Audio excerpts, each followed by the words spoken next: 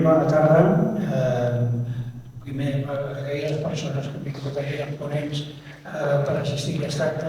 Aquest acte diré simplement fer veure sobre una qüestió que el sindicat ens preocupa molt, que és la informació que es dona sobre temes claus de la vida de la societat.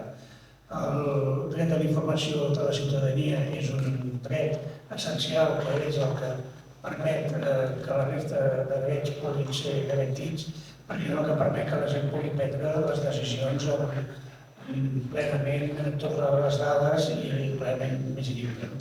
Llavors, el món està vivint uns moments de crisi ecològica, que l'estem experimentant cada dia amb coses diverses, des de greus inundacions, greus incendis, situacions que s'estan produint cada vegada amb més força, i ens hem de preguntar si la gent té la informació adequada per fer front a aquestes situacions. Nosaltres creiem que no, i per això hem volgut fer aquest contacte, i per tant les persones que ara tots seguit presentaran perquè puguem tenir un debat sobre aquesta qüestió i poder oferir eines a la gent perquè realment en una temàtica tan sensible com és aquesta pugui prendre les millors decisions que correspongui. Gràcies a tothom i esperem que la sessió sigui d'un interès vostre.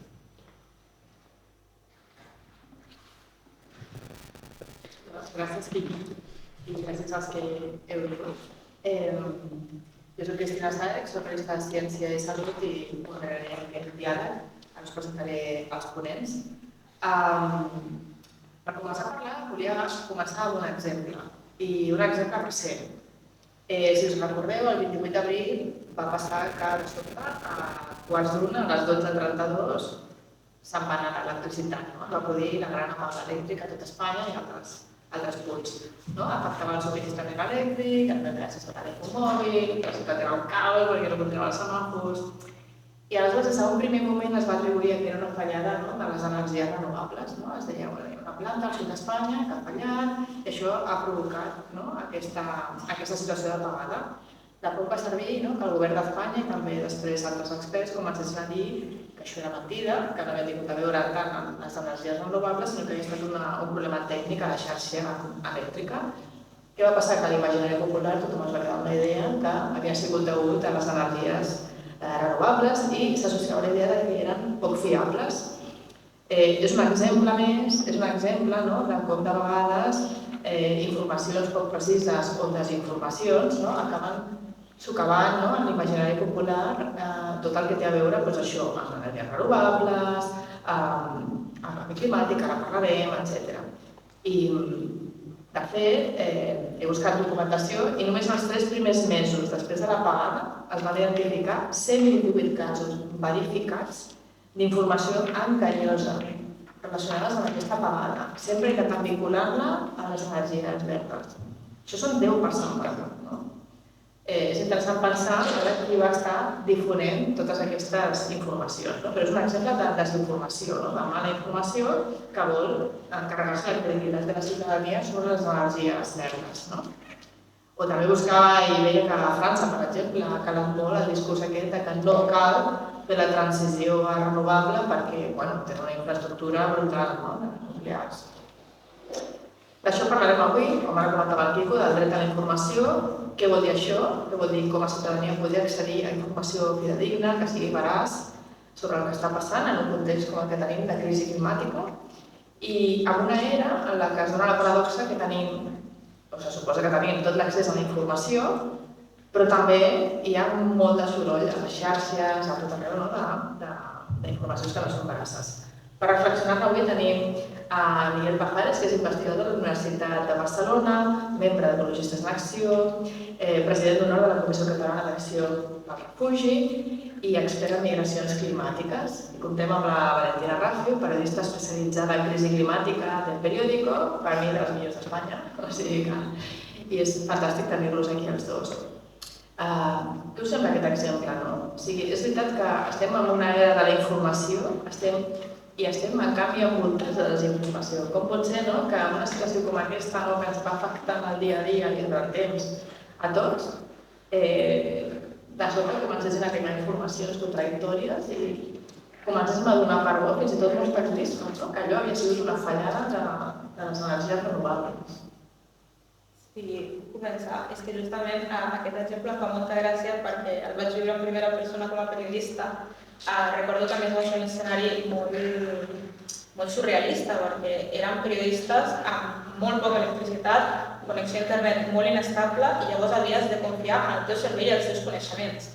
I recordo que una de les primeres teories que es va començar a difondre, que no recordo molt bé qui la va dir, però de cop tothom la va començar a explicar, que era que això era culpa del canvi climàtic perquè hi havia hagut un sobreescalfament de no sé què que havia provocat un fenomen atmosfèric, una cosa molt rara, i recordo que estàvem en una sala amb el director i diferents periodistes, em van mirar i em van dir, Valentina, això és cert. I em vaig quedar com, espera, pot el canvi climàtic desestabilitzar una xarxa elèctrica? I llavors, clar, en aquell moment crec que mai havia agraït tant a la meva vida tenir una formació tan especialitzada i poder dir de forma tan clara no hi ha cap extrem de temperatura a l'abril, clar, si fos a l'agost encara, a l'abril dubto molt que l'extrem de temperatura pugui derivar en això. I llavors nosaltres vam poder vam frenar aquella primera desinformació i crec que és un punt positiu, no?, que hi hagi redaccions on encara hi hagi especialistes en canvi climàtic, cosa que ja parlarem més endavant, però no és una cosa molt habitual. Vam poder frenar aquella primera, però després, com bé dius, n'hi ha moltes altres que no es van poder frenar i crec que tenen una narrativa tan potent que no se m'acut quina dada pots donar per contrarrestar una narrativa. O sigui, una dada objectiva mai es posarà per sobre d'una narrativa que, per el que sigui, pot encaixar-li a la gent. A més, era una mica també enganyós aquells dies perquè hi havia experts que també sortien a donar crèdit a aquesta culpa de les renovables, no? O sigui, quin paper juguen els experts en això? Bueno, es que este es un caso, yo creo que es un caso muy específico, ¿verdad? No es el ejemplo de lo que más se está difundiendo, porque lo que más se está difundiendo es la negación del cambio climático y precisamente en este caso echarle la culpa al cambio climático no es lo típico. O sea, digamos que esto fue una desviación de la desinformación, y la desinformación obviamente tiene muchas ramas, muchos tentáculos, pero lo típico es lo otro. Sí que es verdad que salió gente del mundo del ecologismo diciendo algo parecido, y eso dificultó mucho que aclarar un poco las cosas, porque hay sectores que están muy contra las renovables dentro del mundo del ecologismo.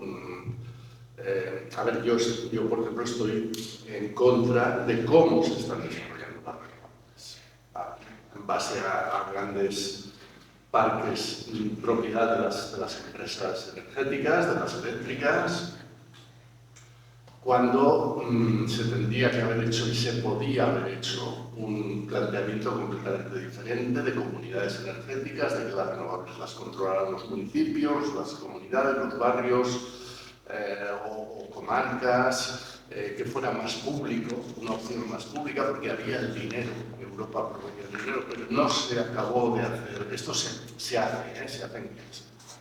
Pero digamos que el desarrollo de las renovables está en manos de las grandes empresas, principalmente, y yo también estoy en contra, pero una cosa es eso y otra cosa es que las renovables las necesitamos.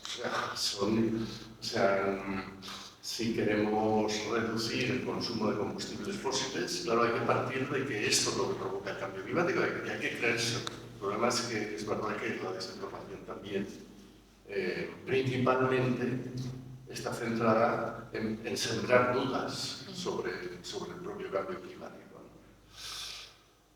Y bueno, Además, creo que las dudas sobre el cambio climático son muy fáciles de sembrar y muy difíciles de combatir, porque el cambio climático no es una...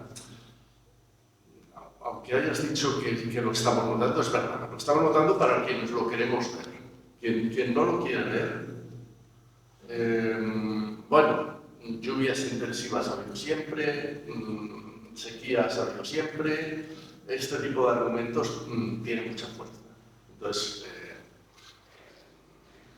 divulgar, explicar, el cambio climático no es nada fácil, además la gente tendría que predisponerse a cambiar de modos de vida. Cambiar de modos de vida para prevenir algo que va a venir en el futuro no es nada fácil. Quiero decir que hay unas dificultades objetivas en la información. Claro, si a eso le sumas la desinformación, pues tenemos un problema. M'has avançat amb els temes que hauria de tocar, però ja va bé. Clar, moltes vegades no és tant com que dir, no, el canvi climàtic no existeix, per desgràcia és tot més civilí, no? És a dir, són petites idees que van socavant una idea que tu tens, no? A mi una de les que sempre em fa molta gràcia és parlant de renovables, no? Bueno, al final contaminen més, perquè les bateries, igual que el cotxe elèctric, no? O sigui, jo pensava, qui està manant aquí l'agenda? Qui està traient aquestes informacions que es van escampant? Jo crec que una de les coses més interessants que tenim ara mateix és que, per sort, hi ha gent que s'ha dedicat a estudiar diguem, les diferents vessants del negacionisme. Sabem que existeix un negacionisme radical, que és aquest que diu el canvi climàtic no existeix, però aquesta és una minoria. Després tenim altres negacionismes, que és aquell que diu, bueno, existeix però no és tan greu, existeix que és greu però no és culpa nostra, aquell que diu, bueno, si existeix, si és greu, però ja farem alguna cosa més endavant, o aquell que diu, doncs, mira, sí, existeix, és greu, és culpa nostra, però hi haurà solucions. Llavors, existeix com un espectre molt ampli de negacionisme que, per sort, em sembla molt interessant que s'hagi estudiat i s'hagi sistematitzat de forma tan clara perquè ens ajuda a entendre aquests discursos. El que tenim pendent és estudiar l'altra part, és estudiar qui està impulsant efectivament aquestes narratives. Hi ha alguns estudis que de forma preliminar ens comencen a donar pistes. I el que sabem a mi em preocupa moltíssim, perquè fa molt poc, en l'ocasió de la Cimera del Clima, es va investigar una investigació, si no m'equivoco, que era el Regne Unit, que parlava de que hi havia grups energètics, concretament relacionats amb el petroli, que estaven finançant narratives de desinformació. És a dir, els mateixos responsables del problema són els que estaven pagant a diferents mecanismes. Hi havia qui pagaven a grups, qui pagaven a bots, qui pagaven a pàgines web o el que sigui, per finançar justament totes aquestes narratives per crear una mica de caos. Que el problema no és que tu deixis anar com una idea equivocada, sinó que deixis anar tantes idees equivocades que la gent digui que no pot haver-hi una veritat possible. Llavors crec que el repte que tenim ara mateix i que s'està començant a investigar una mica més és entendre realment qui està pagant per això, perquè claríssimament algú està pagant, i una mica amb quina intenció. Bueno, la intenció ja sabem, no? Que no hi hagi aquesta transició, que els de sempre segueixin guanyant els diners que han guanyat sempre i que el model continuï funcionant fins ara. Però crec que és un repte molt interessant que ens hem de plantejar també com a usuaris, quan rebem certes desinformacions. Crec que una de les coses més potents que podem fer quan rebem una fake news, per exemple, és parar-nos a pensar això que és clarament mentida, per què m'ha arribat, qui ho ha creat i amb quina intenció. Jo crec que només plantejant-nos això ja podem començar a entendre el pes que té la desinformació climàtica i una mica tenir eines per pensar comparant. El que passa és que de vegades és difícil saber, si no estàs molt, si no ets un expert com tu, és difícil saber això és veritat o no. Perquè de vegades la desinformació té pinta de ser tan lògica que dius, clar, és que això és així. Com ho fas com a ciutadà per tenir aquestes eines com poder saber això és veritat, no és veritat, què m'estan dient, perquè no tothom té el coneixement com per anar-se a PubMed i buscar un article científic i veure si això té base científica o no. És que no és pas fàcil. Vull dir, jo sempre dic que el privilegi de l'estar informat, el tenir coneixement, és un privilegi que no tothom el té a l'abast i que no tothom l'ha de tenir. O sigui, no tothom pot ser expert en canvi climàtic, en ciència, en economia, en totes les branques del coneixement. Llavors jo crec que hem de canviar una mica el plantejament i no demanar-li a l'usuari que sàpiga absolutament de tot, sinó donar-li eines perquè quan es trobem una desinformació la pugui identificar i o almenys la pugui bloquejar de forma fàcil. No tinc clar que sigui l'usuari el que ha de fer aquesta feina de no esperar a cosa investigar i passar 3 hores mirant papers. Potser hem de trobar una forma d'ajudar-lo, no sé si els periodistes som una, suposo que n'hi ha moltíssimes altres, des de l'educació ambiental, des dels comunicadors especialitzats, des de la xarxa cultural que tenim. El que no sé és com la petita ajuda que podem aportar als comunicadors pot bloquejar aquesta onada tan preocupant de desinformació que tenim. Tu has mencionat els interessos de la indústria, evidentment, en fer arribar un tipus d'informació, però qui paga les investigacions? Et poso un exemple que no sé si podem trobar correlació en canvi climàtic. Per exemple, als anys 50 del segle passat, quan es va començar a veure que el sucre causava malaltia cardiovascular, la indústria del sucre va començar a pagar a científics perquè el seu focus d'atenció anés a relacionar els greixos amb la malaltia cardiovascular i deixessin de banda el sucre. Va ser una estratègia realment molt intel·ligent en el sentit que allò de començar a manipular el sucre és bo o el que sigui, va començar a finançar recerca, de manera que es va generar una gran quantitat de recerca de grans universitats com a Harvard que relacionaven cardiovasculars amb colesterol, amb greixos, i el sucre va quedar allà com no passa res. Això també passa amb crisi climàtica. Hi ha indústria que paga investigació perquè el focus estigui en una cosa i no pas en una altra. Sí, eso está ya muy mostrado en artículos, en estudios, que las grandes empresas, las grandes petroleras, las grandes energéticas, están dedicando mucha inversión a desinformar. Además hay que tener en cuenta que tienen medios universitarios, think tanks. En Estados Unidos los think tanks de la derecha o de la extrema derecha dedicada a todo esto son potentísimos, ¿no? Y están financiando. Leí un artículo que en el Reino Unido el partido Reform, la actual extrema derecha, que además se está convirtiendo en el primer partido ya, recibe la financiación principal a nivel de las petroleras. Y claro, este es el partido que está más dedicado a, como toda la extrema derecha. O sea, porque esto también es importante identificarlo, toda esta desinformación, hay fuerzas políticas que se encargan de hacerla. Y está circulando ahí un estudio de Acción Climática contra la Desinformación, una entidad que no sé si es estadounidense o británica, que analizó todo lo que sale sobre el tema climático en las redes y pudo comprobar que es mucho más lo que sale de desinformación que no de información veraz. Y además, la desinformación es muy difícil de combatir porque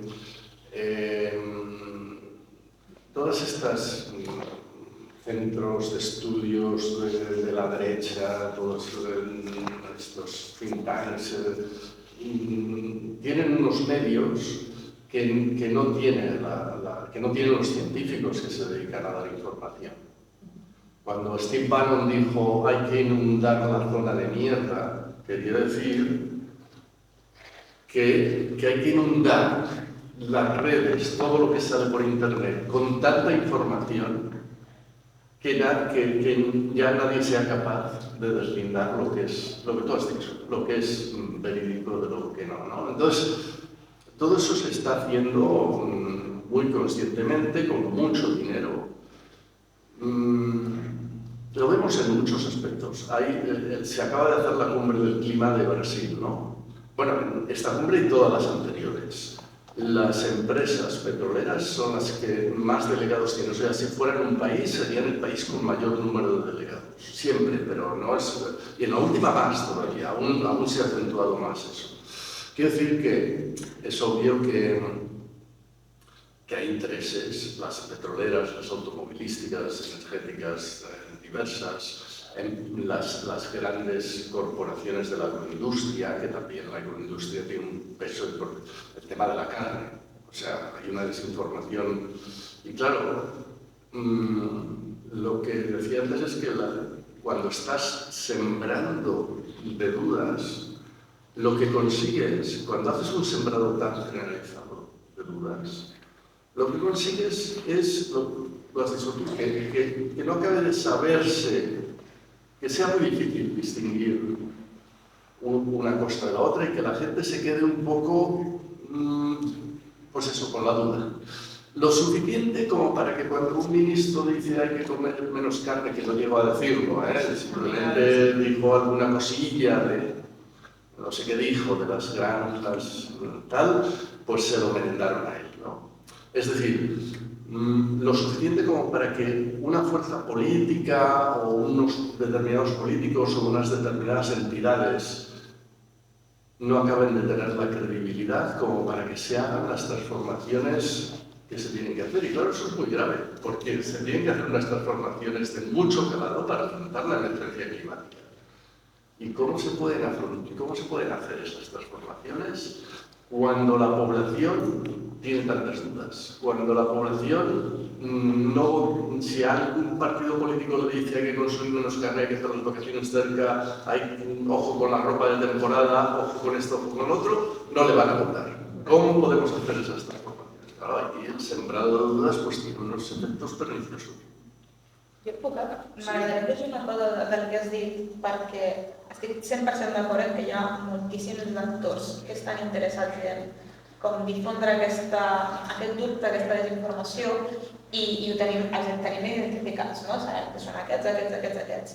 Però a mi potser el que més em preocupa és una cosa que s'està començant a estudiar ara, o almenys s'està començant a denunciar ara, que és el paper de les xarxes socials. Fins ara pensàvem que era un actor neutre, no? Era com, bueno, a ells els interessa tenir contingut, però comencem a tenir proves de que no és així.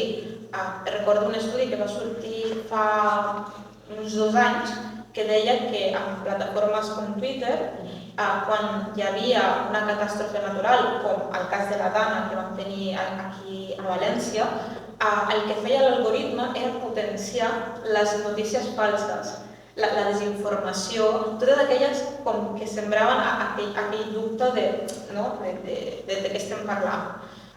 També hi ha molts estudis que quantifiquen com augmenta la desinformació concretament en matèria climàtica, que és un dels principals àmbits on s'estan creant moltes fake news, en xarxes com Twitter des que la va adquirir Elon Musk. Tothom quan la va comprar va dir, bueno, és un comprador més, no tindrà paper massa rellevant, però és que no hem trigat ni un any en veure que efectivament és que l'ecosistema que ella ha comprat ha canviat radicalment i ara s'ha convertit en el principal actor per difondre la desinformació climàtica. I això no només preocupa per l'escenari, sinó també crec que preocupa si tenim en compte que hi ha tota una nova generació que només s'informa per xarxes socials, que la seva cosmovisió, tot el seu univers informatiu està en xarxes socials. Entenc que hi ha altres generacions que potser estan més acostumades a s'aixequen, posen la ràdio, posen la tele, es miren un diari i es van formant la seva visió a partir d'això, però la generació que puja ara és gent que s'aixeca, mòbil, i si no entren a Twitter, entren a TikTok, si no entren a Instagram, i sabem que a totes les xarxes socials està passant aquest fenomen de desinformació massiva. Llavors, ells ja estan creixent amb una visió de que hi ha com una ruptura, no? I tu diràs, bueno, doncs hi haurà algoritmes que tiraran cap a desinformació i algoritmes que tiraran cap a informació de qualitat. Però és que aquests segons són una minoria. I llavors, per defecte, el que s'estan trobant és desinformació constant, dubte constant, interessos que els hi arriben per tots costats i influencers que marxen a festivals de música patrocinats per petroleres. I clar, és el teu influencer preferit i estan en un festival i és una petrolera que, bueno... Llavors, això es converteix com en una cosa molt complicada de després poder deslligar-ho tot. Són aquestes càmeres d'eco, no? Que tu estàs com si fos una teranyina enganxat, no? O sigui, una vegada que consumeixes un contingut o coses d'això, l'algoritme estiguis com tota l'estona mirant notícies del mateix. Si tu... En el clima pasa lo mismo que con la inmigración. Inmigración, feminismo y clima son los tres grandes temas de desinformación. Si tú compartes una noticia que te ha indignado de unos inmigrantes que han robado a una viejecita, el algoritmo se entera de que, o sea, no es que el algoritmo quiera mandarte esas informaciones, no, eso me parece un poquito más perverso, como un poquito más neutro, pero a la vez más perverso, ¿no? No neutro, pero aparentemente, ¿no? El algoritmo hace que te llegue aquello que te interesa.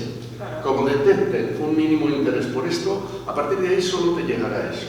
El problema es que todas las agencias que se dedican a hacer fact-checking, ¿no?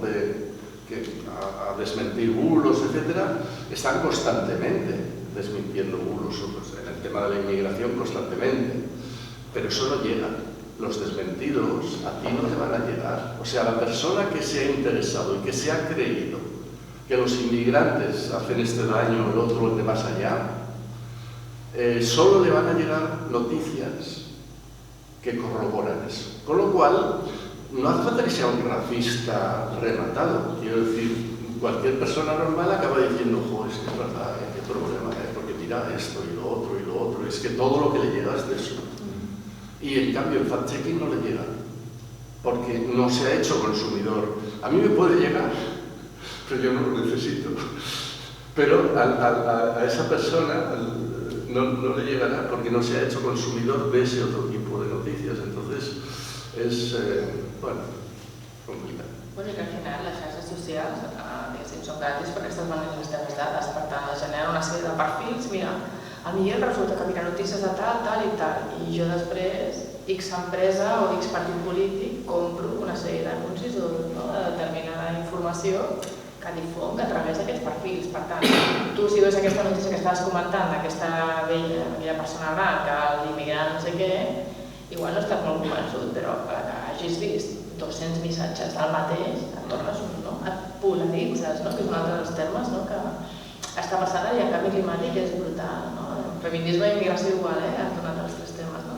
Però no penseu que hi ha una polarització brutal, o sigui, no hi ha termes mitjos, no? El canvi climàtic, o ets un negacionista o ets una Greta Thunberg.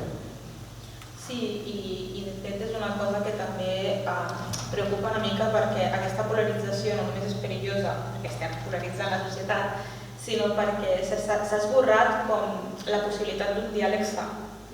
Jo soc la primera que estic totalment en contra d'aquest negacionisme radical i polaritzat que ho intoxica tot, però també estic a favor de que estem en un context en què necessitem un debat. Jo vull fer un debat sobre canvi climàtic. El que no vull fer és un debat amb un negacionista a l'altre costat de la taula perquè aquest diàleg no té cap mena de sentit. No li dones entitat, no li dones credibilitat. Exacte.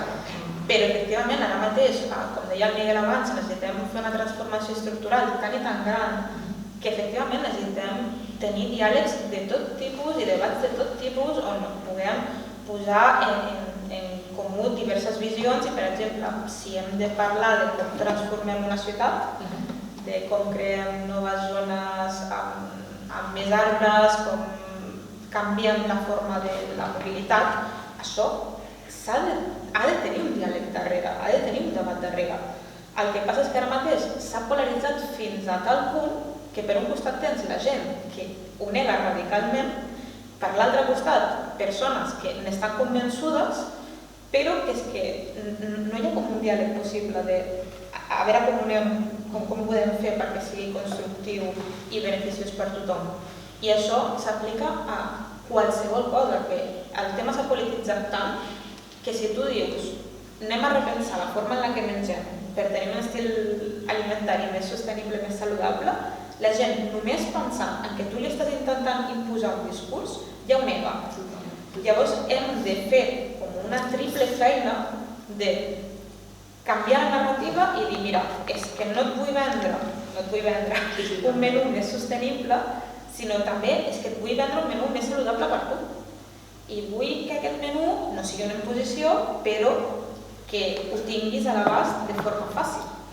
Llavors és com anar creant debats, però alhora plantejar com crees el debat en si i com fas que arribi a molta gent i és com s'ha convertit en una cosa tan complicada, aquesta polarització, que crec que és el que està impedint que avancem més. O sigui, si poguéssim fer més debats constructius i menys baralles, crec que ara mateix estaríem molt més lluny del que no pas hem arribat fins ara. A més, aquesta polarització, que no sé si esteu amb mi, jo tinc la sensació que és més des de Covid ara, no? O sigui, la Covid va ser com el moment d'inclusió màxima que es va polaritzar la ciutadania, la societat, fins i tot els informadors, no? Nosaltres també, els periodistes. Ens hem radicalitzat tant que de vegades aquests grups més extremistes, tant de migració, feminismes com el canvi climàtic, van contra la missió. No? Tu has viscut en primera persona, no sé si tu, Miguel, també has viscut en primera persona atacs d'aquest radical. Yo no, pero tengo compañeros en el mundo científico. Hay mucha gente que está sufriendo ataques personales. Los que son más divulgadores, el Valladares o el Risman, la gente que está más en las redes y tal, estos sufren ataques continuos. Y había un artículo en The Guardian, que no sé quién lo explicaba, que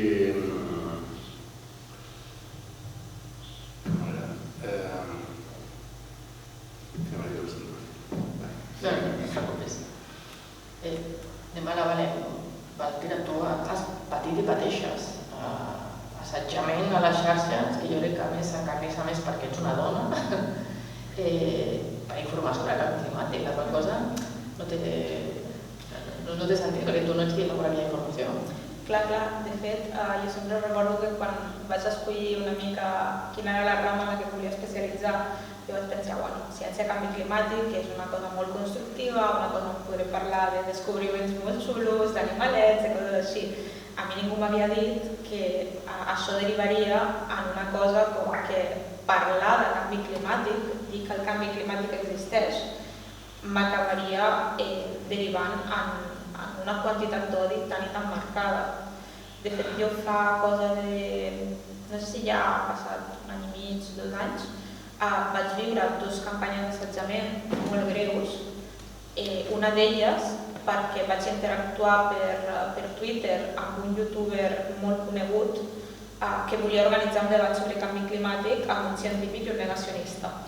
I jo només li vaig dir que creia que en aquest moment sí que necessitem debats, però no pots posar en la mateixa taula un científic i un negacionista perquè un té arguments científics i l'altre té un discurs i una ideologia que no està fonamentada en res. Només per això vaig rebre una onada d'odi que va derivar en centenars de missatges a xarxes socials, però també al meu correu personal. Van haver-hi persones que es van dedicar a enviar missatges als meus companys de feina per demanar que m'acomiadessin a mi. Van haver-hi grups que després vam descobrir que estaven organitzats a través de Telegram, de grups d'extrema dreta, que van començar a agafar fotos meves i alterar-les i a difondre-les per xarxes socials. Vaig patir durant una setmana intents de hackejar-me el mòbil de totes les meves xarxes durant moltíssims dies i clar, tot això va ser només una mostra de fins a quin punt aquesta qüestió polaritza i també una mostra de quanta ràbia crea parlar de canvi climàtic, que qui parli sigui una dona, que qui parli sigui una dona jove, que qui parli sigui una persona que no té una aparença com de científica amb bata blanca, no? I jo intento ser com molt propera amb la gent i això molesta encara més, perquè no, si et poses com des d'una posició més estructural, potser s'ho prenen d'una altra manera, però jo com intento tenir un to molt d'amiga, doncs així ho compensa. I no has pensat deixar-ho? Perquè clar, la pressió, l'angoixa que devies viure... Sí. Ara sóc conscient que continues, però hi va haver un hit, no? El 2023, que és quan vam fer el manifest. Era molt heavy, tots els missatges que t'envieu. No vas dir, bueno, jo ho deixo, escolta, ja. Sí, perquè també el que vam detectar arran va haver-hi un molt concret en què 3 comunicadores van patir una campanya d'assetjament molt greu. I el que vam veure és que a diferència de quan els nostres companys homes feien la mateixa activitat que nosaltres, a ells els contestaven amb arguments, a mi em contestaven amb insults. Però insults no sobre la meva feina, sinó insults sobre la meva persona, sobre la meva forma de vestir, sobre el que us pugueu imaginar d'una persona, doncs em contestaven amb això. Llavors, clar, quan et sents atacada des de tants punts de vista i al final penses, mira, és que això no sé com viure amb tanta angoixa, jo per suposat que vaig plantejar deixar-ho i vaig plantejar-me deixar per sempre tot el que fos canvi climàtic perquè era una càrrega emocional que jo no podia. I igual que ho vaig pensar jo soc conscient que hi ha moltes companyes activistes que ho han deixat. Hi ha moltes activistes que han donat un pas enrere.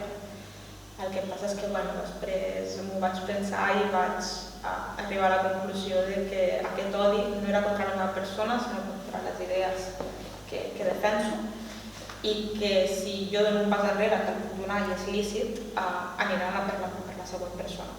No és una qüestió personal, ningú m'odia a mi com a entitat, que soc molt simpàtica i tampoc cal odiar-me, però vaig donar una mica aquesta volta i vaig arribar a la conclusió de que potser ara el que necessitem és més informació rigorosa i que ho faré fins que pugui i espero que els negacionistes es vagin calmant. Clar, però imagina si ho haguessis deixat, no? O sigui, al final, qui parlem som la societat perquè ens quedem sense una persona especialitzada en la comunicació de canvi climàtic que ens està traduint el que els estudis científics estan descobrint perquè la ciutadania tinguem accés a nova informació per poder prendre mesures. O sigui, i moltes vegades sí que hi ha hagut gent que tu passa al costat perquè l'assetjament era molt heavy, ¿no? I científics també. De hecho, la Agencia Estatal de Meteorología explicaba que hay muchos científicos climáticos que ya no difunden, siguen haciendo su trabajo, pero se han salido de los marcos de redes sociales, difusión de información, etc.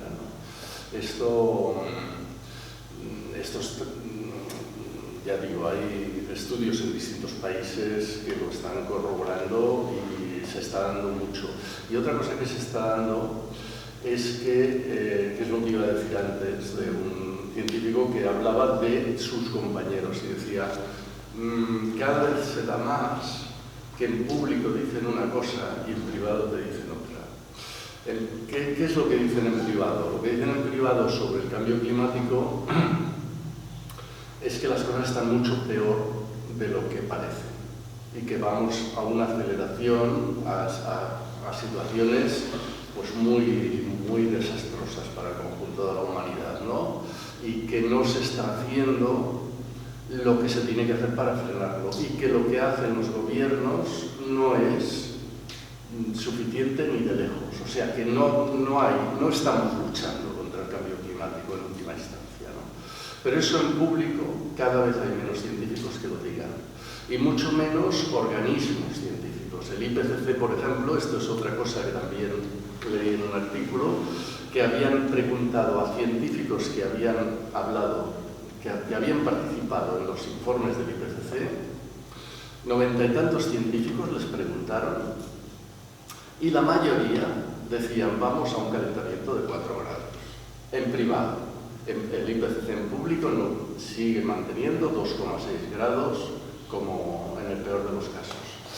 Quiero decir, y eso también es, ¿y por qué decían esto en ese artículo primero que os decía? Porque temen perder subvenciones para sus estudios, para sus centros de estudios, porque temen ser tachados de alarmistas y tal, y porque la ofensiva que pueden sufrir de quienes tienen intereses en que todo esto no se difunda, pues es muy fuerte y tienen muchos medios, tienen mucho dinero para machacarlos y los machacan, ¿no? Entonces, como saben eso y cada vez lo saben más, porque cada vez lo que tú dices está todo más confrontado, etcétera, pues hay muchos científicos que prefieren mantener perfil bajo o decir, bueno, o mantenerse en la línea oficial de, bueno, lo que estamos haciendo sí, aún podemos, aún esto y tal, pero luego lo que dicen en privado es que lo que estamos haciendo no es lo que se tiene. Y eso, estamos hablando del derecho a la información, lo tiene que saber la gente. Yo creo que sí. Yo creo que sí, que la gente tiene que saber que lo que se está haciendo no es lo que se tiene que hacer. Però com ho expliques? Perquè tu saps també que hi ha molta gent, no? Si tu li dius anem a un escalfament de 4 graus, això serà un infern d'aquí i tal, a molta gent entra aquesta ecoangoixa i la gent diu, pues no podem fer res. Al final el que volem és que la gent faci accions, prengui accions. Aleshores, com ho expliques? Perquè tothom tingui accés a aquesta informació de que, escolta, les coses estan molt xungues, però incitant a l'acció. De quina manera ho expliques? Perquè, almenys en la meva experiència, quan jo he escrit articles jo no escric habitualment de canvi climàtic, escric més de ciència, però les vegades que he escrit de canvi climàtic, quan al final dius i envies un missatge pessimista, com és la realitat, escolta, es preveuen més onades de calor, pics, no? Aquest estiu que vam parlar, pics de temperatura brutals, els propers estius a Barcelona seran horribles, tal. La gent no ho llegeix, perquè ara ja saps que tenim aquestes eines que pots saber quantes estones tenen el titular, quanta la foto i tal. I la gent que et llegeix és per escriure en els comentaris insults, no sé què. Com ho fem? Perquè al final vols incitar a l'acció. Com ho fem? Què hem de transmetre? Yo diría que hay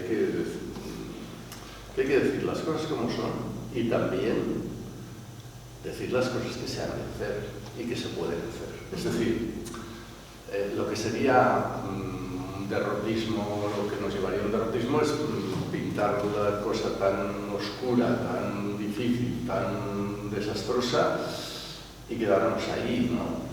Hay muchas cosas, antes hablabas de esa web de tu amigo, hay mucha gente explicando cosas que se pueden hacer y eso es muy positivo. Quiero decir, pero las dos, yo soy partidario de las dos cosas, de explicar las cosas tal como son y al mismo tiempo hacer un esfuerzo muy grande por buscar alternativas, mostrar vías de solución, mostrar vías de cambio, etc. Yo creo que cuando la juventud se movilizó por el clima, se movilizó porque sabía porque tenía una información veraz. O sea, tú veías en el 2019, cuando hubo las grandes movilizaciones, veías debates de chavales, chavalas, jovencísimos, adolescentes, y lo que explicaban y decías, joder, que bien informados están. ¿Y qué explicaban? ¿Cuál era la consigna del 2019? Hay que cambiar el sistema. Los chavales y chavalas estaban defendiendo que lo triste fue que vino la pandemia, que el movimiento climático se cortó, se interrumpió y no se ha acabado de recuperar. Pero aquel movimiento climático era un movimiento consciente de lo que estaba pasando. Aquellas chavalas que se movilizaban lo explicaban cuando tenían un micro. O sea, no, yo creo que explicar que vamos a un desastre y la magnitud del desastre, que hay que explicarlo, yo creo que eso no desmoviliza. Lo que desmoviliza es quedarse solo en eso, claro. Luego hay que explicar muchas más cosas y hay que decir pues, cosas que se han de hacer. Y al decir las cosas que se han de hacer también hay que ser sinceros y correctos,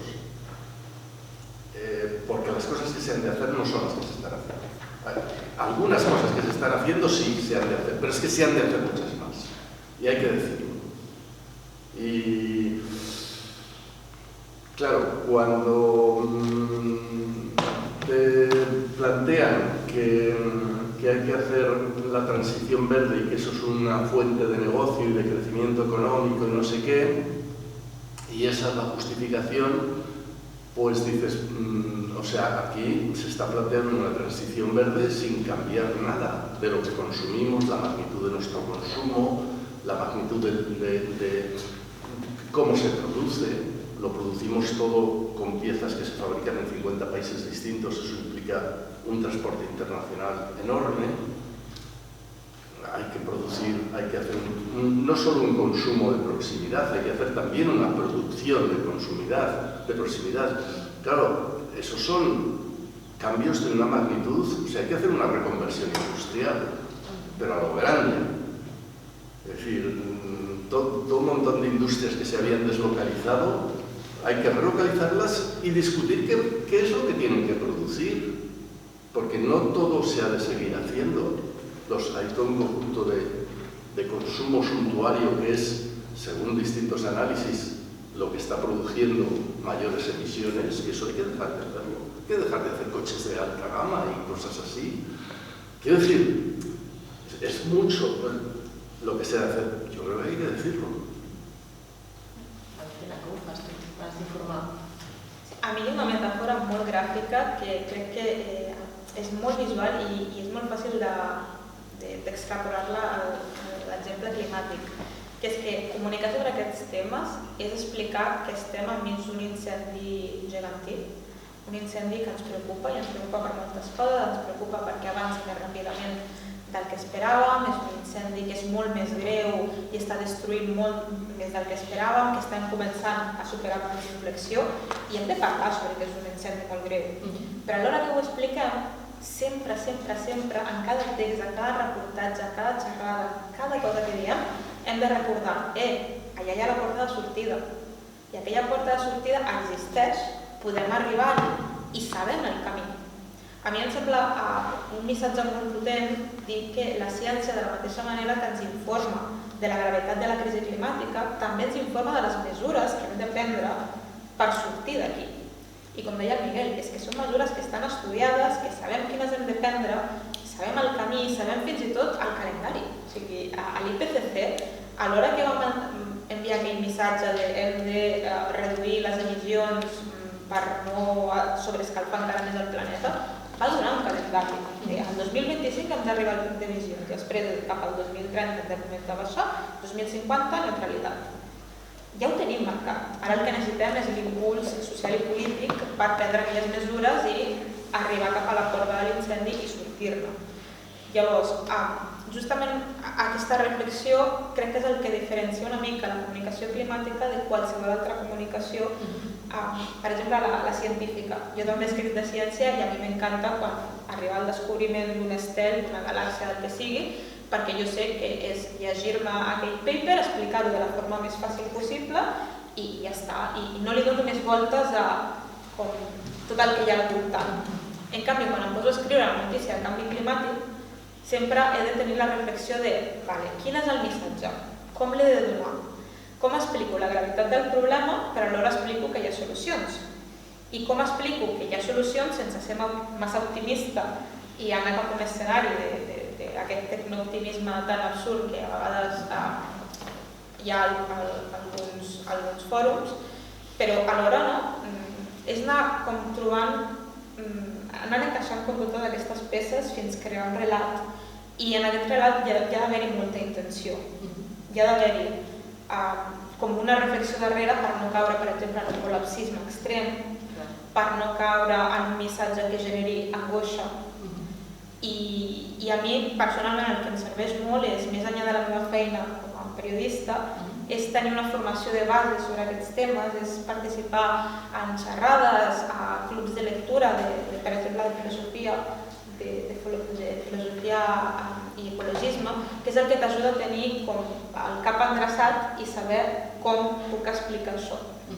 I com puc, per exemple, donar un missatge d'alarma sense generar angoixa, perquè sabem que l'angoixa no és un element que mobilitzi, però s'està començant a veure que la ràbia sí. Per exemple, si tu a la gent li crees aquella petita llavor de ràbia des que això està molt malament i aquella llavor l'aconsegueixes canalitzar en accions, potser allò sí que serveix. Més que ràbia, indignació. Explicar les coses el malament que estan perquè la gent se n'adoni i a partir d'allà mobilitzar cap a l'acció. Llavors crec que és un debat molt complicat que tota la gent que ens dediquem a això no només ho fem, sinó que potser ho hauríem de potenciar encara més. I que és una mica el que intento, almenys jo a la meva feina és el que intento fer. Us llenço un parell de preguntes que em venien al cap quan ho sentia. Com a periodista, de vegades, quan tu estàs informant, escoltes que hi ha hagut pluges torrencials a Taiwan, penses que funciona el portar-ho cap aquí, de dir, que resulta que aquest fenomen tal, això també passarà. I després penseu, com que la majoria de gent, molta gent d'una determinada edat, ens informem a través encara dels mitjans tradicionals, penseu que parlem prou de crisi climàtica, que té prou espai el tema en els mitjans com per donar aquesta informació a la ciutadania, com perquè la ciutadania pugui tenir eines per dir, vaig a prendre aquestes accions o voto a tal partit perquè ja sé que defensarà tot això. Dos coses. Portar-ho cap a lo local y si tenim prou espai en els mitjans. Yo creo que eso ha mejorado mucho. ¿Quieres cosas? La parte de información de la crisis climática en general en los medios, en los grandes medios, en los medios escritos, y los tradicionales. Los tradicionales. Yo creo que ha mejorado mucho. Sigo pensando que no lo suficiente, o sea, que no, dada la magnitud de la gravedad de lo que tenemos por delante, esto tendría que estar constantemente explicándose. O sea, a ver, hasta hace 5 años los medios de comunicación hablaban del clima cuando se producía la COP, ya está. Al día siguiente se olvidaban. Ahora no, ahora van saliendo páginas en los distintos medios. Las televisiones, cuando dan el tiempo, las personas que hablan del tiempo, si tienen ocasión, hablan del cambio climático y lo dicen bien. Quiero decir, porque son meteorólogos, claro. ¿Lo dicen lo suficientemente? No, yo creo que con la Dana de Valencia se tenía que haber explicado mucho más que estas danas. Cuando se produjo lo de Alcanar, que estuve en Cataluña Radio también en un debate, decían los vecinos de aquí del Delta, los que tenían que dejar sus casas, decían, es que hasta el 2010 habíamos tenido una dana cada 20 años, dice, ahora la tenemos cada año. Ellos lo saben, ellos saben que no es que danas ha habido siempre y que por tanto, pues bueno, no, danas ha habido siempre, pero ahora son más intensas, son más frecuentes. Pueden haber 2 en un año, pueden haber 3 en un año, que eso no había pasado nunca. O sea, el año pasado hubo 2 en la zona de Valencia, después hubo otra un poco más abajo. Y eso se ha de insistir más. Yo creo que los medios tienen que insistir más, sobre todo explicando la gravedad. Pero es lo que pasa, que tienen miedo de caer en ser tachados o en caer en la acusación de que son demasiado tendenciosos hacia un lado, como si ser tendencioso hacia la ciencia fuera ser tendencioso. O sea, la ciencia es la ciencia y lo que explica es lo... o sea, yo creo que se ha de haber todavía, y ya que estamos con el colegio de periodistas y con el sindicato de periodistas, que ha de haber un esfuerzo mucho mayor en los medios tradicionales, porque las redes sociales van por su lado, ya hemos comentado, ya hemos visto que eso no es nada fácil, también hay que trabajarlo, pero ahí tenemos muchas posibilidades de no conseguir grandes resultados. Pero en los medios tradicionales sí que se puede hacer un esfuerzo mucho mayor y perder el miedo a explicar la gravedad de lo que tenemos por delante. Jo estic d'acord que hi ha hagut un canvi als mitjans de comunicació tradicionals. No sé si situar com l'inici d'aquest canvi al 2019, potser 2018. Per exemple, recordo que aquell any The Guardian, si no m'equivoco, va treure un comunicat dient que ells d'aquell moment en endavant només parlarien de crisi climàtica perquè parlant de canvi climàtic no expressava la gravetat del problema que teníem per endavant. Llavors estic d'acord en que hi ha hagut un canvi. Crec que és una molt bona notícia que ara mateix moltes redaccions ja tenen periodistes experts en crisi climàtica, cosa que està molt bé, però si penses que n'hi ha moltíssimes altres que no en tenen, llavors ja comença a preocupar. Això ja crec que és un problema de falta professionals, falta la voluntat dels mitjans de contractar o de comptar amb aquesta mirada, que és una cosa que ens hauríem de mirar no només com a periodistes, sinó també com a lectors. Tothom vol que, per exemple, les dades de l'atur les expliqui un periodista econòmic, perquè tothom entén que un periodista econòmic té una formació, té una mirada que no té una altra. Llavors, per què no pensem el mateix quan parlem de crisi climàtica? Això és com un punt que crec que ens ho hauríem de pensar entre tots i veure com canviem per prioritzar aquestes mirades. Però a part d'això, que jo estic molt convençuda que la redacció necessita molts periodistes especialitzats en canvi climàtic, crec que cal que anem un pas més enllà. Jo recordo que quan estava fent la carrera de periodisme a mi em van parlar de posar-nos les ulleres violetes per parlar de feminisme. I ens deien que totes les persones de la redacció havien de tenir aquesta perspectiva de gènere, escrivissin sobre el que escrivissin, havien de tenir la perspectiva de gènere i havien de tenir en compte qüestions relacionades amb el gènere. Doncs crec que hem de donar un pas més i que ara tothom hauria de començar a tenir la mirada verda de com el canvi climàtic afecta la meva àrea d'expertesa o com la meva àrea d'expertesa pot fer coses per ajudar a solucionar el canvi climàtic, per adaptar-se o com a mínim per plantejar un problema. Jo tinc la sort que a diari tinc molt bona relació amb tots els companys i jo passo moltes hores de la meva vida parlant amb els companys de la secció d'esports i intentant explicar, però és que el canvi climàtic us afecta perquè els extrems de temperatura, per exemple, afecten el rendiment esportiu. Llavors, què s'està fent des del món de l'esport per fer front a això?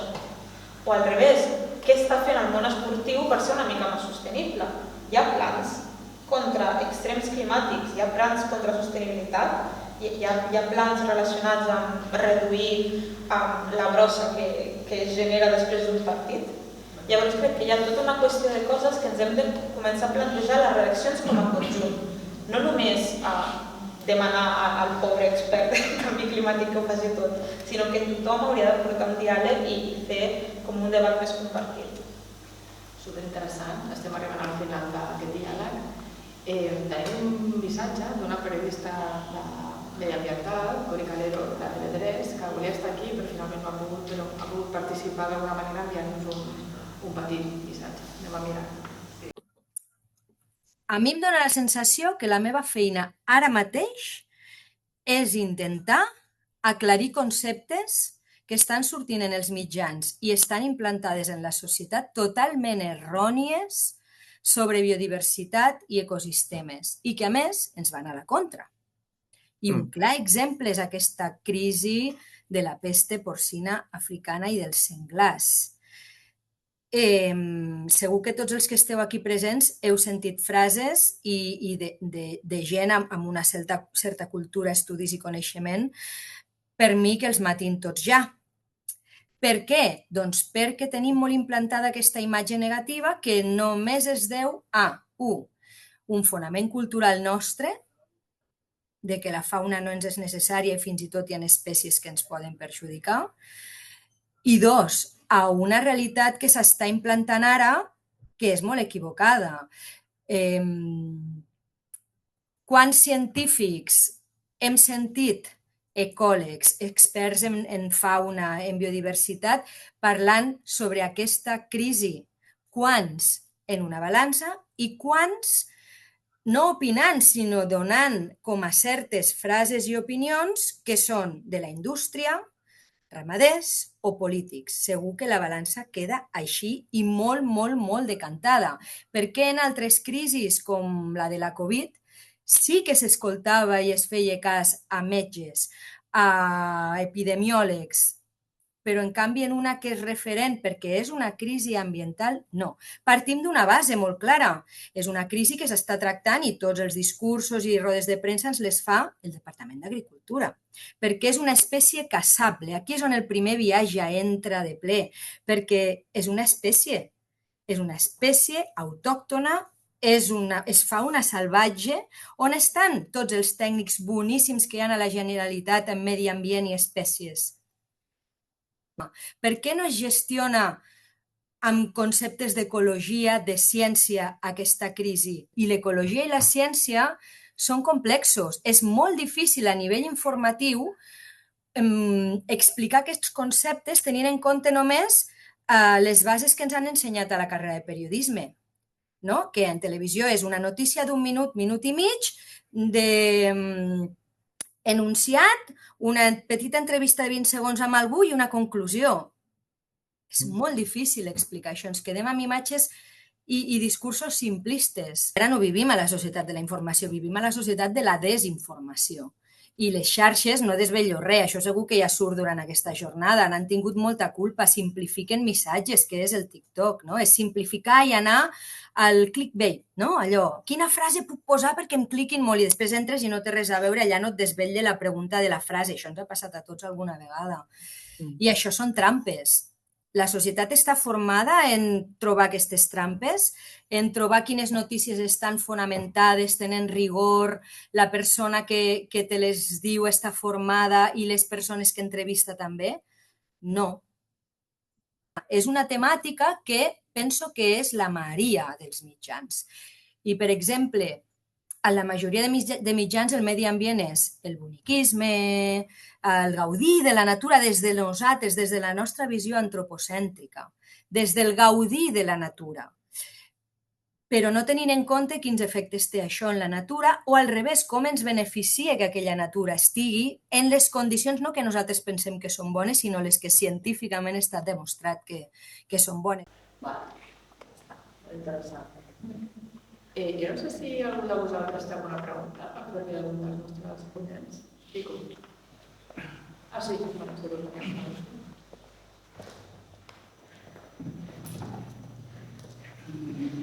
Primerament, més una pregunta és mostrar això que has explicat sobre l'assetjament i els insults que he tingut en xarxa, mostrar-li la solidaritat nostra del sindicat i tothom, perquè és terrible. Nosaltres, el sindicat, vam fer fa uns anys un treball sobre l'assetjament de les dones periodistes que informaven en l'àmbit esportiu.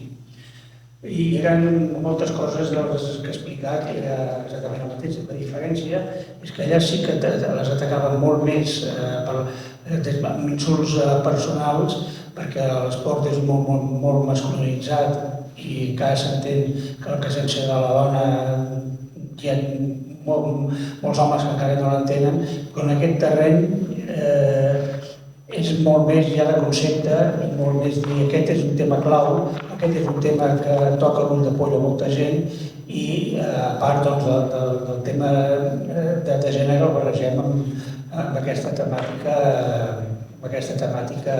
greu. Probablement altres àmbits del periodisme deu passar en àmbits de l'economia, que també aquí ens trobem que la cosa que és de vegades insisteixo, molt masculinitzat és que considera que hi ha aspectes informatius que no corresponen a les dones quan sortosament tots els hi corresponen, no? I llavors una mica la meva pregunta, que una mica l'heu fet vosaltres, és com combatem tot això i com millorem la informació que rep la gent. Probablement el que necessitem és una aliança des del periodisme amb el món científic, amb el món de la ciutadania, que entengui que tots aquests són mons essencials, no?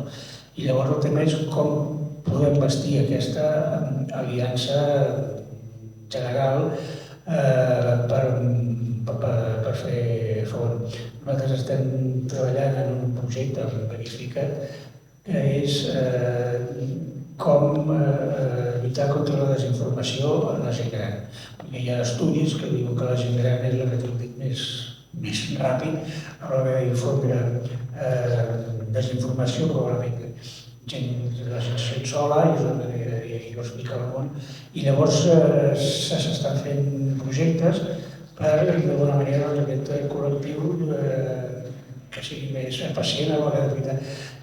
Jo suposo que també hauríem de fer alguna cosa així en el conjunt de la societat, que a vegades la gent compti fins a 3 i miri el que hi ha abans d'apretar el tema de les xarxes, bàsicament, difonc això sense haver pensat, això no té ni cap sentit.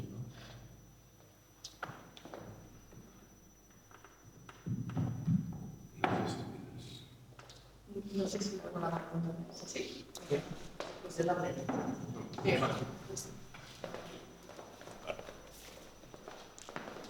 He dit moltes preguntes, però bueno, només faré dues perquè si no ens prestaria molt. Primer, el tema dels mitjans de comunicació. A veure, aquest tema de la crisi climàtica, jo crec que tothom n'ha sentit a parlar i tothom, en alguna mesura, considera que té una mínima importància. Llavors, el que em pregunto jo és per què no es fan, per què creieu que no es fan més programes d'anàlisi, perquè és una cosa que jo crec que la societat desperta un cert interès sobre la crisi climàtica, que és el que s'hauria de fer per mitigar-la, quins canvis s'haurien de fer. Després una altra pregunta que tenia era el tema del tecnooptimisme. Per exemple, coses de captura de carboni, els biocombustibles per aviació, coses d'aquestes, no? A part de propagar-se per xarxes socials, vosaltres creieu que també es propaguen per les altes esferes per dir-ho d'alguna manera? I què hi ha al darrere de tot això?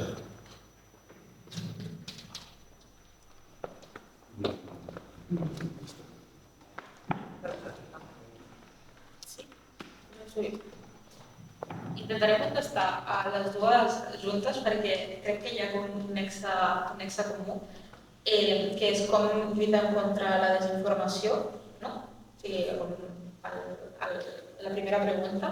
I és que crec que per sort ara mateix tenim estudis, tenim eines que ens diuen una mica com hem de començar la conversa per combatre la desinformació. Crec que hi ha moltes coses a fer des dels mitjans de comunicació, des de les xarxes, però també al sopar de Nadal, perquè al sopar de Nadal tothom acabarà coincidint amb una persona que li deixarà anar algun comentari relacionat amb el canvi climàtic. I crec que en cada una de les esferes hi ha diferents estratègies que podem posar en marxa per combatre contra la desinformació. I totes elles per mi parteixen d'una base molt elemental però que a vegades se'ns oblida. Tots els que estem aquí hem estat exposats de forma clara a la desinformació, per exemple, a la darrera setmana, no?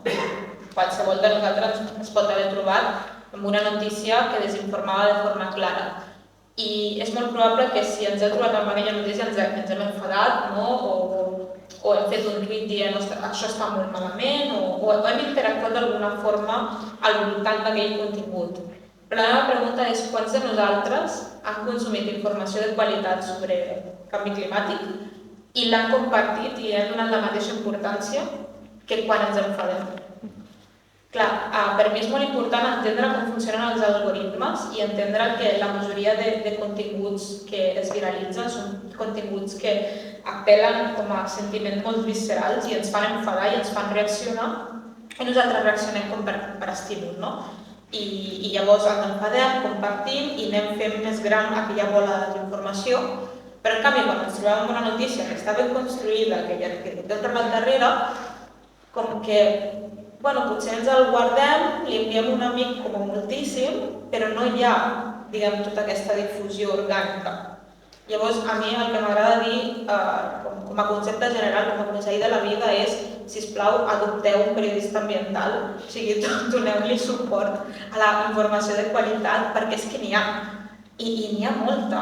El que deies de per què no s'inverteix més en reportatges, en anàlisis de solucions, és que això sí que existeix, el que passa és que no se li fa tant de cas.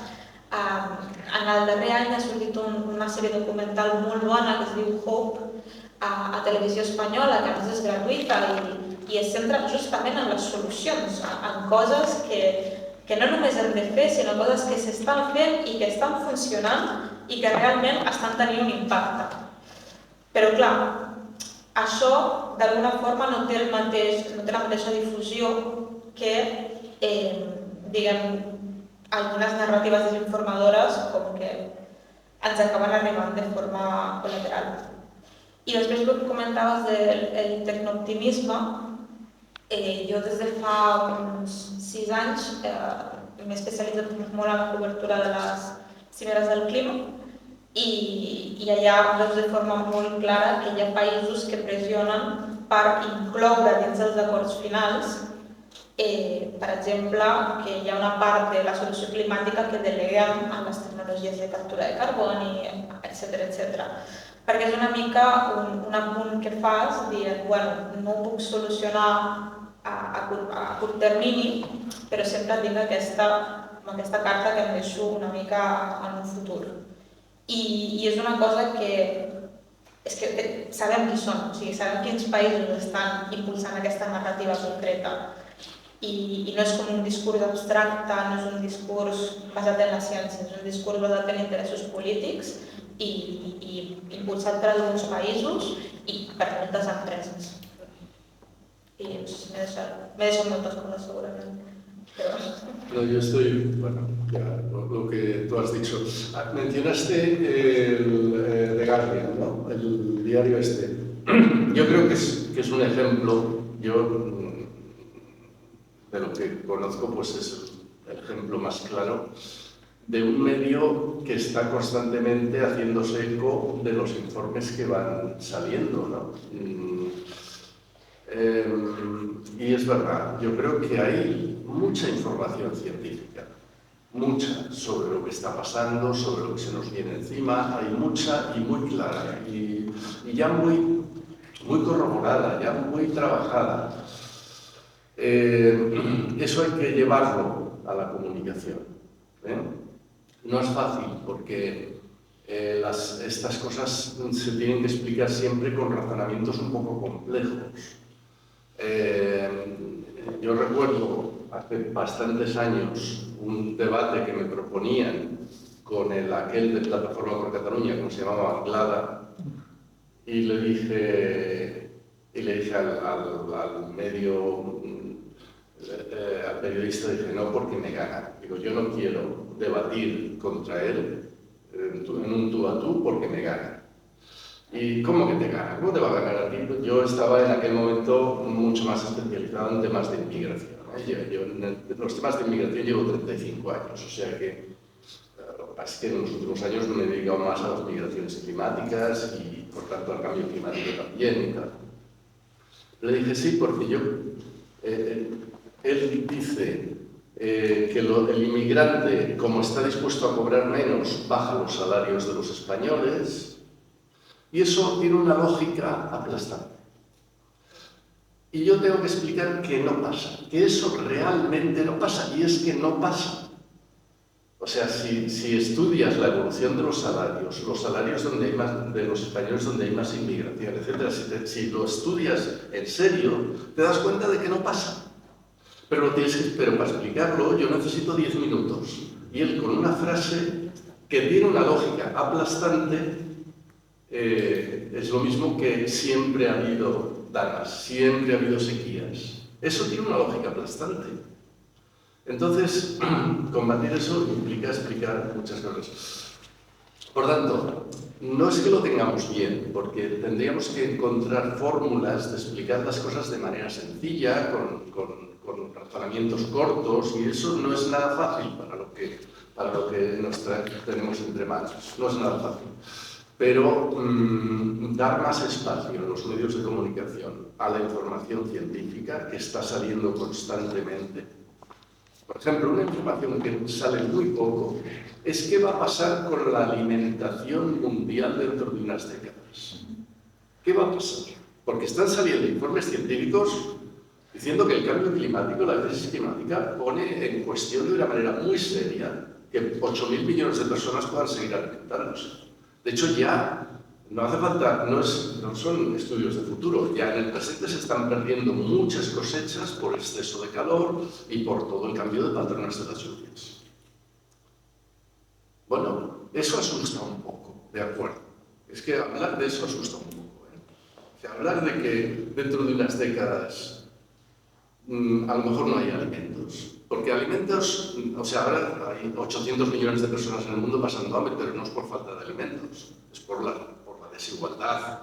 O sea, alimentos hay de sobra. Ahora, pero es que es posible que dentro de unas décadas esto haya cambiado radicalmente.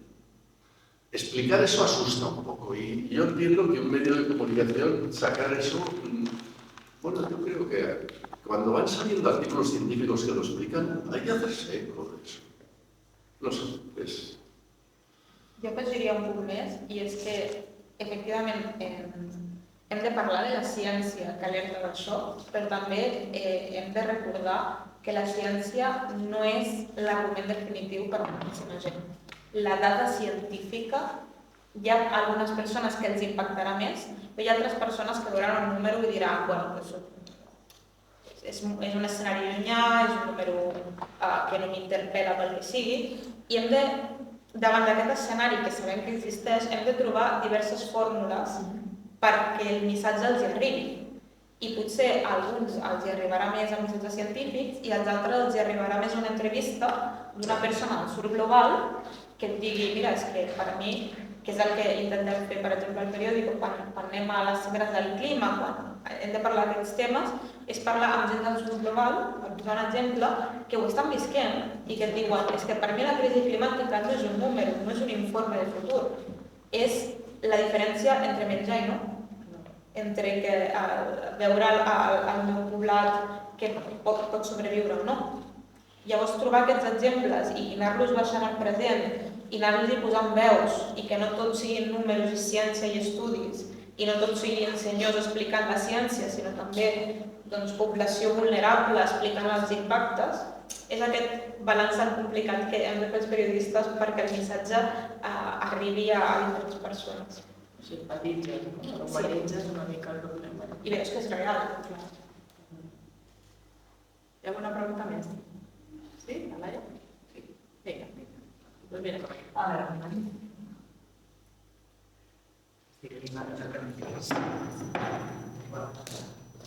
Bueno, gràcies. Jo abans has fet una pregunta, de dir com podem comunicar i tal. Clar, jo crec que també, com en moltes coses, necessitem respostes col·lectives. I que estem al sindicat de periodistes, al final el que busca en jornades com avui i en tota la seva activitat a nivell de defensa dels drets de les persones que treballen amb la informació, és d'alguna manera defensar aquest dret a la informació que és de tota la ciutadania, que no és ni dels periodistes ni dels mitjans de comunicació, és de la ciutadania. I és un dret que s'està vulnerant contínuament perquè ens deixa soles a les periodistes lidiant amb tot això, d'alguna manera. I llavors, clar, jo m'havia aquí anat apuntant, de dir,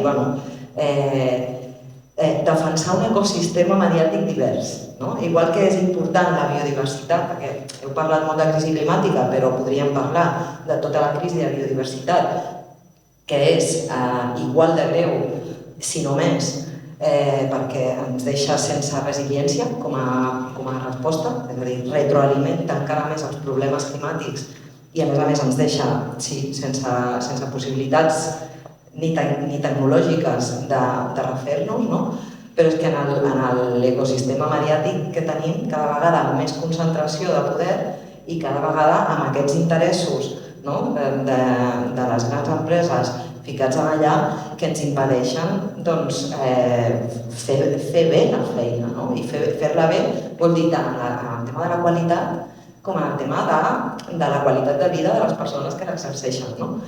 I clar, se m'acudia a dir, a veure, la ciutadania, que no sabem com podem exigir una informació de qualitat si no sabem ben bé què hauria de tenir. No? Pues jo sempre dic que és igual que amb el menjar. Al final ha de ser de proximitat, ha de ser amb una traçabilitat més o menys clara, és a dir, tu has de poder saber qui està dient allò. No? Ha de tenir uns ingredients coneguts, o sigui, quines fonts estan fent servir i també inclús què no estan dient. Hem de poder saber què no ens estan explicant. No? I aquesta alfabetització mediàtica que tant ens manca, no? Com a societat, doncs també és un dret que ens estan d'alguna manera vulnerant. No? I bueno, doncs això, la publicitat institucional, aniríem a una altra cosa, és a dir, qui s'emporta els diners, quins mitjans tenen poder per poder doncs, tenir anuncis de segons quines grans multinacionals que paguen una milionada i després, evidentment, defensen l'ampliació de l'aeroport. No trauran un article que digui totalment el contrari. No? Després, la formació, que deies, no? La formació transversal a nivell d'aquests temes ambientals i climàtics en totes les redaccions, però també universitats, etc. No? Inclús a la pròpia ciutadania. I bàsicament el tema de la desmercantilització de la informació. No? O sigui, ara mateix la informació és una mercaderia pura i dura que clar, interessa vendre la màxima quantitat i aleshores no poder...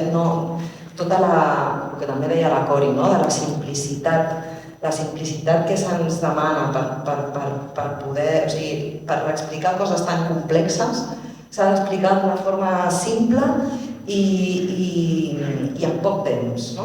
Dius, potser podríem anar donant dosis de totes aquestes informacions, però clar, necessitem més temps. Potser no en aquest telenotícies, però fes-me un espai cada telenotícies. O fes-me, vull dir, per què no tenim aquests espais? No?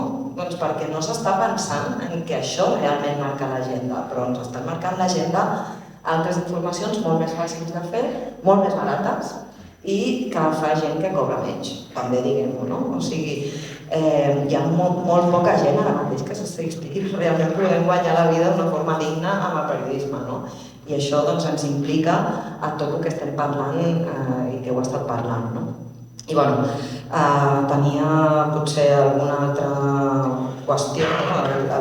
Això que deies, és a dir, el fet de que no es pugui, quan algú diu alguna cosa en algun mitjà que no és veritat, per exemple, les dades que es donen de la immigració, no? Que comentaves, això no és així, no passa, doncs s'hauria de poder reclamar que això no és cert. I això no estem protegides la ciutadania contra totes aquestes mentides. No? I per això d'alguna manera muntàvem la jornada d'avui, que us hem tingut aquí analitzant una mica com comunicar tota aquesta complexitat i no sé com veieu, però haguéssim d'animar una mica a que realment ens unim en el sentit també una mica que deia el Quico, no? De ciutadania, món de la informació, o sigui, exigim millors condicions per les persones que treballen en aquest sector, com perquè és que si no tindrem una precarietat informativa, aquesta desinformació, que és una avalanxa d'informació, però en realitat és precarietat total d'estar de tragar coses que són intragables. Moltes gràcies, ja no pego més la xapa, de fet no era cap pregunta concreta, però si voleu digueu què en penseu.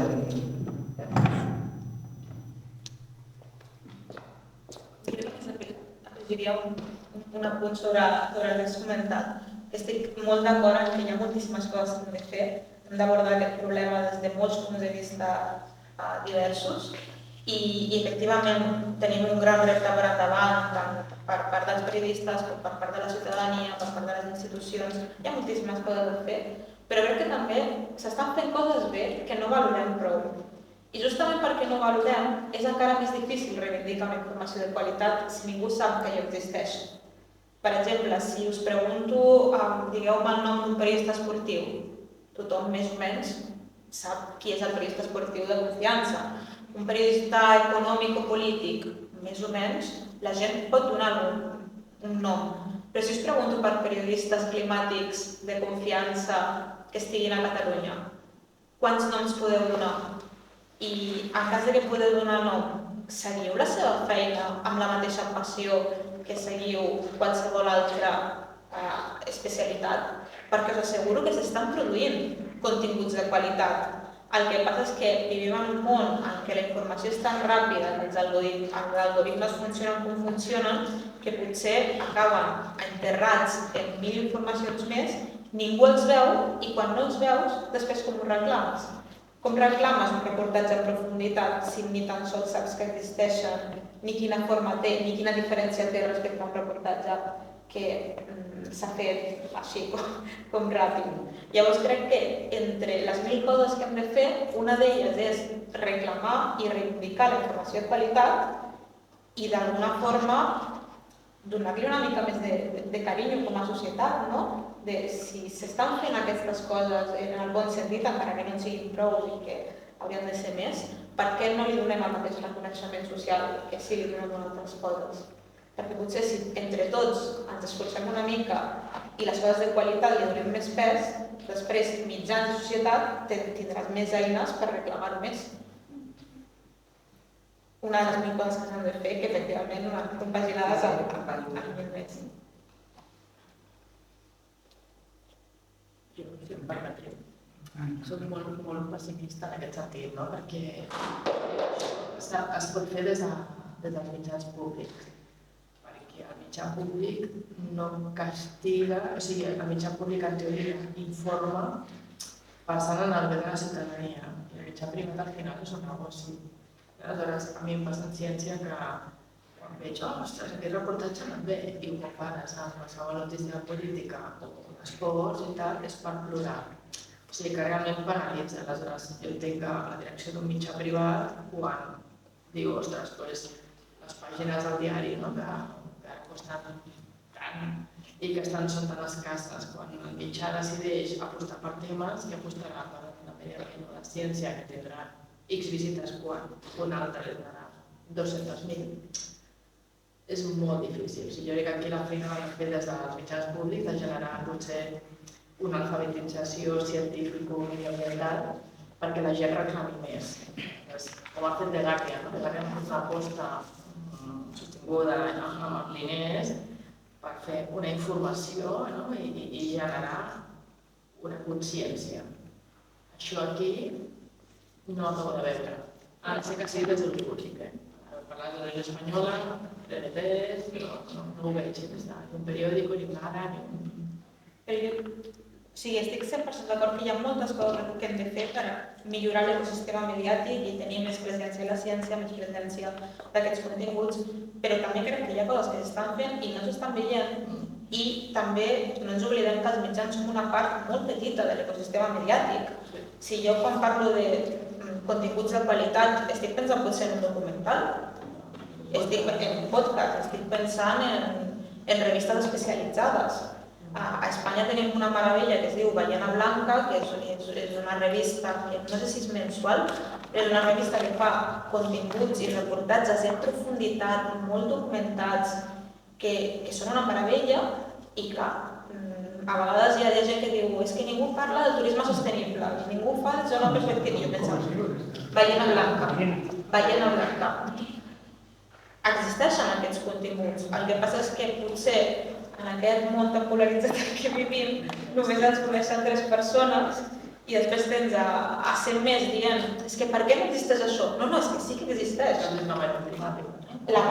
tarea, el mateix, o sigui, sí que existeixen plataformes, el que passa és que no els estem donant carinyo, entre moltes coses.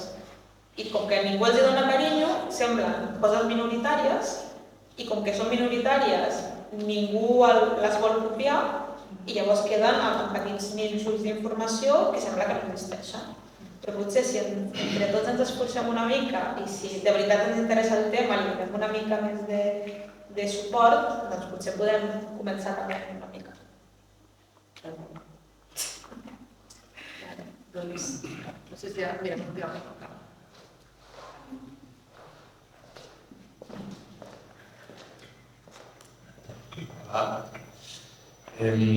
Jo no tinc ni idea de periodisme, soc estudiant a la Universitat de Ciències Forestals i, primer de tot, gràcies per venir. Sí, volia portar una reflexió igual com a jove que ha volat en aquest món, en l'àmbit universitari també. Igual, no sé, una crítica des d'un punt de vista molt innocent al final, crec. Però és això també sobre la informació, no sé, que per exemple a les universitats com que molts cops em sembla que ja és una realitat establerta i el que, per exemple, fem allà és científica, no, òbviament, i té tots els seus punts, però no surt del mateix sistema, diguem, no? Per exemple, jo, si estudio algú que ve a ser productes forestals o el que sigui, pocs cops es qüestiona el per què ho fa, o sigui, per què, per qui, com i per quines necessitats, no? Llavors, no sé, el que veig com que hi ha una mica una limitació de part de la informació, igual com de dir, doncs, o sigui, sabem que hi ha aquests problemes, canvi climàtic i tot, però no es va com a buscar, diguem, el problema principal, no? I clar, això m'espanta bastant, no? Em crea una mica d'angoixa, com deies, l'angoixa com no m'ho utilitza. Llavors, no sé, és una cosa que sé que a la meva bombolla, igual de gent, hi ha consciència, però ara que surto m'espanta, no? Com, per exemple, ja només a la universitat no hi ha espai per mirar establert. Llavors, el periodisme, el suport d'informació ajuda que hi hagi aquest debat, no? I que es fiquin en qüestions, coses que fins ara jo he nascut ja en aquest sistema i tot, llavors com periodista és l'únic que pot existir. No sé, això de les gràcies i com pensar, no, això que, o almenys entre el jovent, o no sé si és algú que ja es deia abans i tot, però com que veus més a prop la fi del món, no? Que per exemple la fi del capitalisme, no sé com. I suposo que també hauria lligat a tot això d'informació i tal. I què en penseu també d'això, d'aquests espais també a la universitat, no? I d'això, de com arriba també el jove. Jo, per exemple, he crescut amb per exemple, Telegram i Instagram, i des d'allà arriba la informació. Aquesta informació és una informació com que ràpida, immediata, que igual a vegades portes més de 3 minuts llegint i això i parlant amb amics i tot, més de 3-4 minuts llegint una notícia ja et canses, no? Com que cada cop hi ha menys, suposo, velocitat. Com veieu el futur també de part de... ja ho he dit una mica, però això.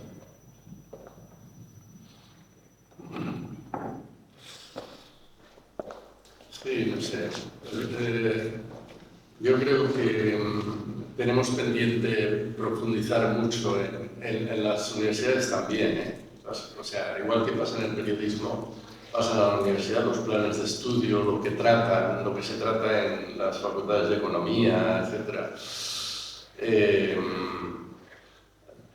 Tenemos pendiente replantearnos muchas cosas, ¿no?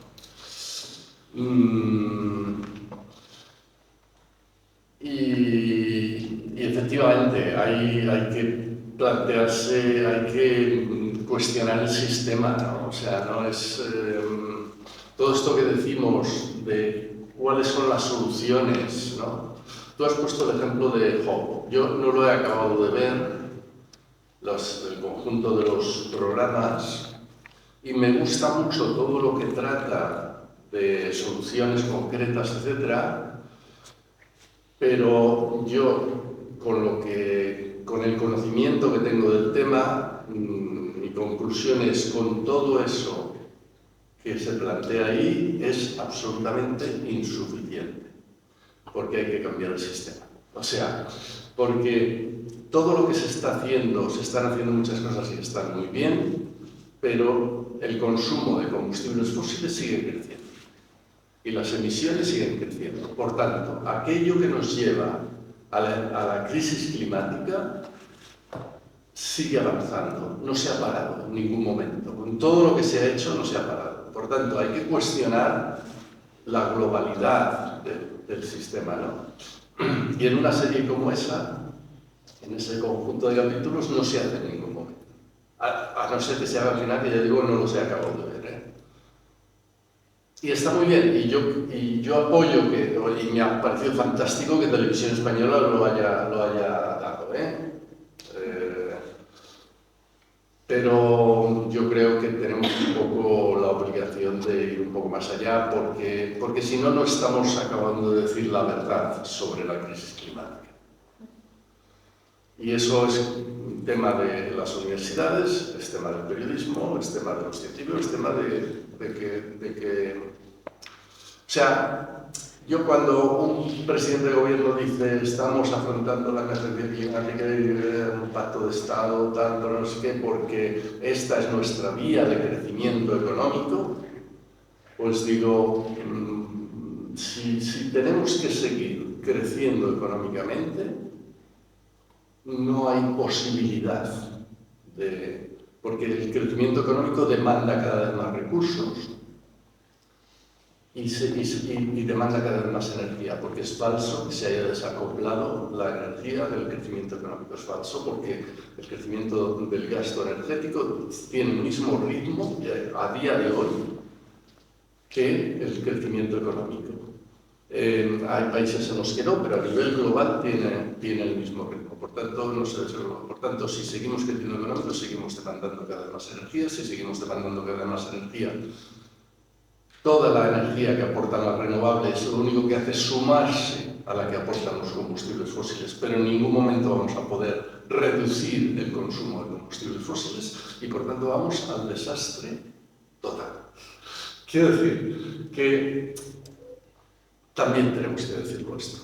O sea, y lo que se estudia en las universidades, pues también tiene que cuestionar a fondo las cosas. O sea, el cuestionamiento a fondo del sistema y del conjunto de nuestro modo de vida, etcétera, pues lo hemos de ir haciendo. Ya es muy difícil, ¿eh? Si todo lo que hemos explicado era difícil, cuestionar el sistema aún es más difícil.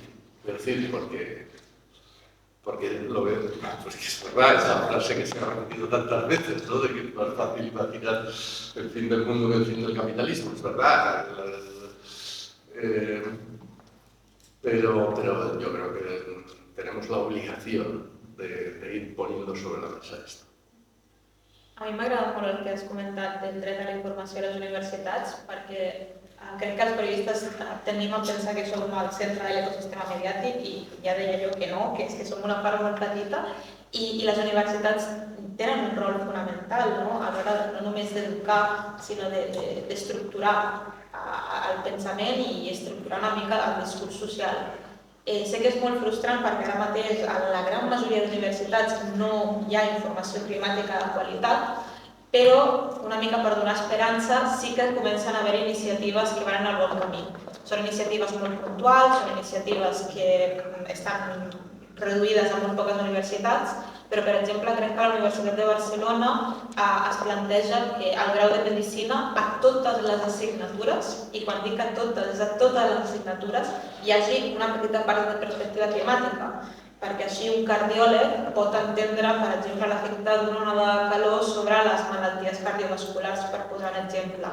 També hi ha universitats que estan creant cursos transversals de crisi climàtica en què es parla des de la física del problema fins a la crisi de la biodiversitat, fins a comunicació. I són iniciatives que s'estan començant a posar en marxa i que estan funcionant i estan tenint èxit. El problema és que no s'hagin realitzat i l'única forma de fer-ho és a través de la mobilització dels estudiants i una mica pressionant. I una forma clara per pressionar és tenir la informació suficient per entendre la gravetat de l'incendi i crec que de la mateixa manera que ens plantegem això, per què s'estan fent aquests canvis estructurals, a mi també m'és molt útil pensar en com la nostra dinàmica personal de consumir informació està tan marcada pel capitalisme, està tan marcada per aquesta forma que tenim de que si un contingut no em crida l'atenció en 30 segons he de passar, que hem de fer un sobreesforç per lluitar contra això, per estar informats i per poder lluitar per altres coses. Llavors és un canvi molt estructural que crec que ho hem de començar a fer i a partir d'aquí anar pressionant i pressionant. Moltíssimes gràcies. S'ha acabat el temps, crec que ens vam fora d'aquí del centre cívic. Gràcies als dos, ha estat superinteressant. No sé si sortim... Bueno, molts deures, no? Com tu has comentat, deures en positius, no? I missatges, no? Positiu per canviar la situació. O sigui que gràcies, Miguel, gràcies, Valentina, i gràcies a tots els assistents.